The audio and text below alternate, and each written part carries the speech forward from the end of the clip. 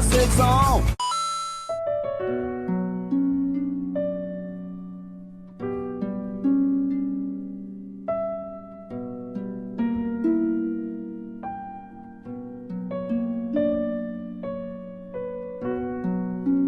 Norihiro Miyagi dedicó 13 largos años de su carrera para contarnos la historia de Claymore entre los años 2001 y 2014, mientras que el autor ya se había establecido con su obra anterior, Angel Densetsu, la cual duró unos 8 años, siendo publicada entre el 1992 y el 2000. Claymore muy lejos estaría del desenfadado género de comedia colegial de su anterior trabajo, y es que dicha obra se desenvuelve en un setting medieval a través del misterio de un oscuro componente fantástico, la visceralidad y la sombra de una gran conspiración, dando un salto a la demografía del seinen. La diégesis de esta historia naturalmente va revelando sus verdaderos colores de manera progresiva, pero comprendiendo a la premisa podemos decir que el mundo conocido se ve acechado por brutales bestias denominadas Yoma, las cuales pueden camuflarse entre las personas en apariencia, devoran seres humanos y aniquilan pueblos enteros en el proceso. Sin embargo, unas guerreras conocidas como las Claymore entre los hombres se encargan de cazar y asesinar a dichas bestias, pero las Claymore no son justicieras altruistas y un pago ha de ser efectuado como transacción por sus servicios, lo cual significa que a pesar de la presencia de estas guerreras por las tierras de esta historia, la salvación es un privilegio de pocos. Naturalmente, como todo en la vida, las apariencias engañan y lo que en un principio entendemos como una dinámica de mercenarios ganándose la vida derrotando feroces monstruos no tarda en cobrar la forma de una madriguera de conejo cuyas profundidades son inusitadas.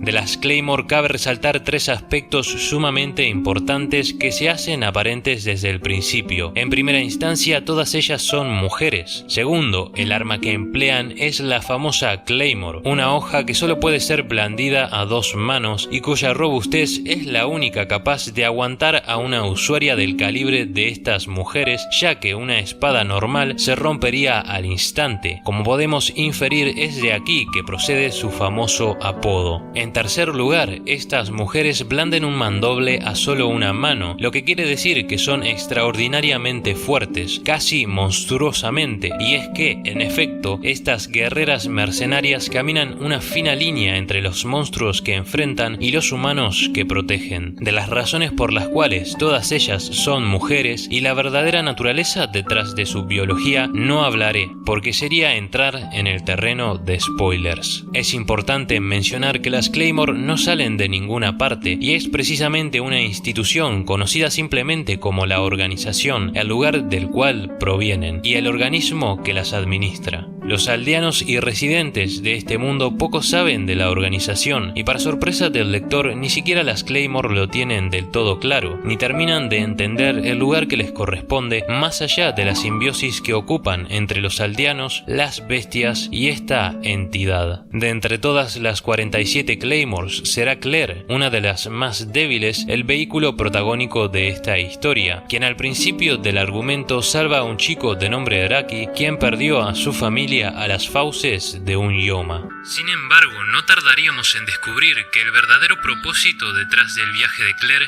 es uno de venganza, y que en este mundo existen seres tan poderosos que son capaces de poner en jaque el orden actual.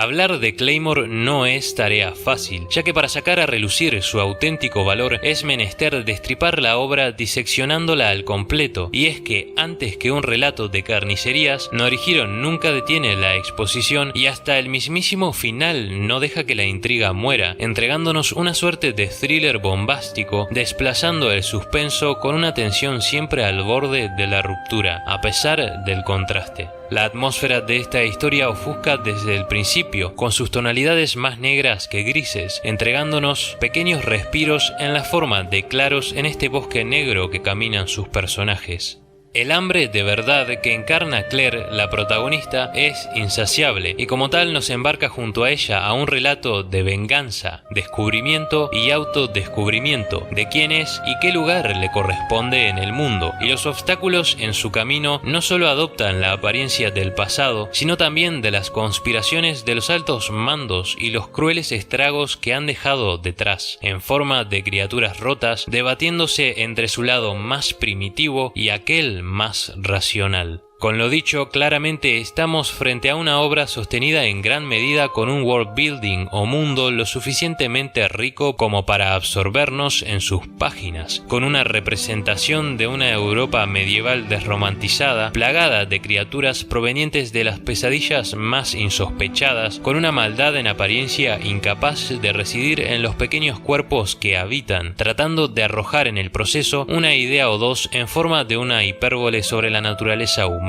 En muchas ocasiones, Claymore nos invita a pensar, ¿de verdad son estas criaturas los verdaderos monstruos? ¿O puede que el auténtico potencial para una maldad incalculable provenga de los seres más frágiles y más humanos?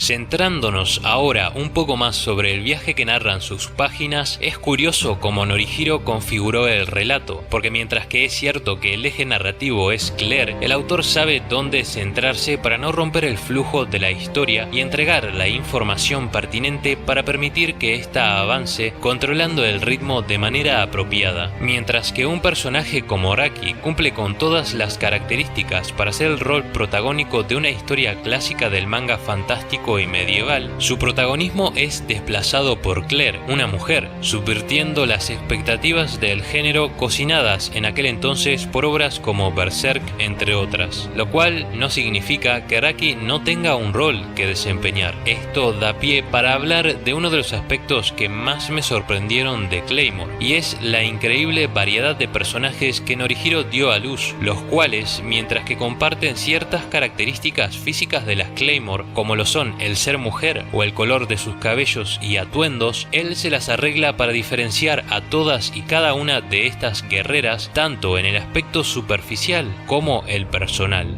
En lo que respecta a diseños en general y el arte detrás de Claymore, es evidente que brilla a todas luces con la imaginería monstruosa que por momentos recuerda a artistas como Geiger y por otros al propio Kentaro Miura, sin nunca perder una identidad propia ni tampoco romper con la cohesión intradiegética que comparten sus criaturas, pues todas ellas sí transmiten el sentimiento de que pertenecen al mismo mundo.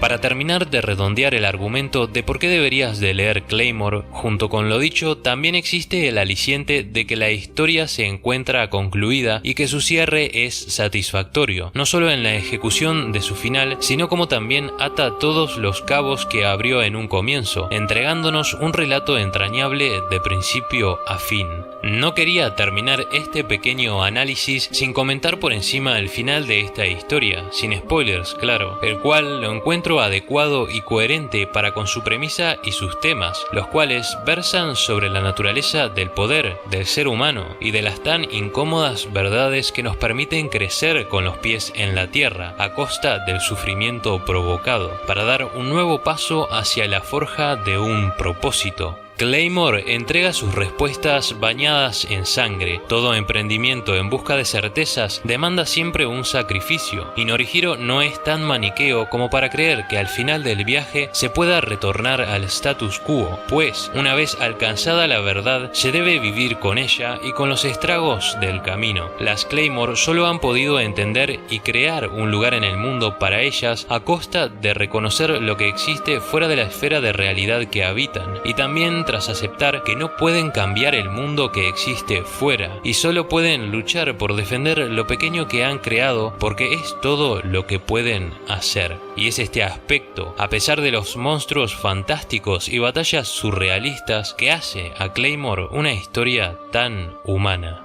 Muchas gracias por ver.